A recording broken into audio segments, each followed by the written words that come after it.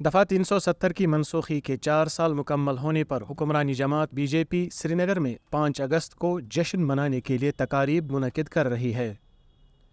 B J پی کا کہنا ہے کہ اس قانون کے خاتمے سے جموں و کشمیر میں امن و امان کا ماحول پنپ رہا ہے اور تعمیر و ترقی میں تیزی آئی ہے، لیکن بی جے پی کی حریف جماعتوں کا کہنا ہے کہ یہ دن کشمیر میں جشن کا نہیں بلکہ ماتم کا دن ہے۔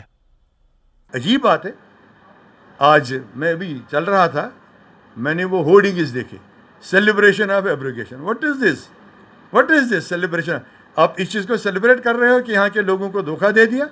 یہاں کے لوگوں کے ساتھ آپ کے ہمارے ملک کے وزیر اعظم اور اس وقت کے جو دلی سرکار میں مرکزی سرکار میں اکابرین تھے، مولانا ابوالکلام آزاد، سردار پٹیل صاحب، دوسرے بابا راؤ امبیڈکر جنہوں نے آئین ترتیب کیا ہے، آئین بنایا ہے، انہوں نے وعدہ کیا تھا، آپ نے ان کی اعتباریت کو ختم کر دیا۔ اب سیلیبریٹ کیا کر رہے ہو؟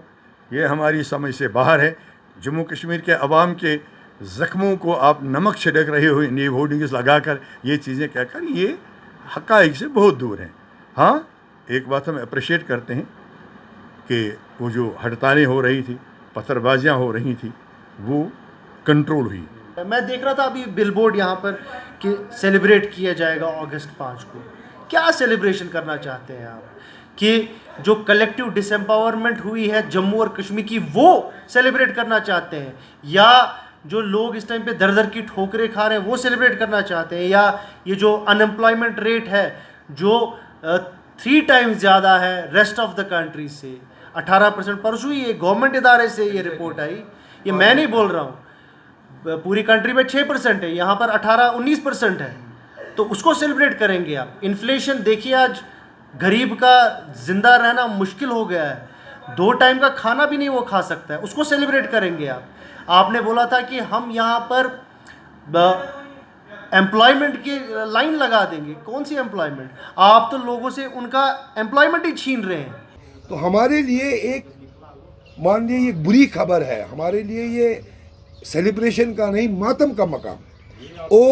اور جمہوری حساب میں لوگوں کی آواز سرکار تک پہنچنی چاہیے، یہ ضروری ہے۔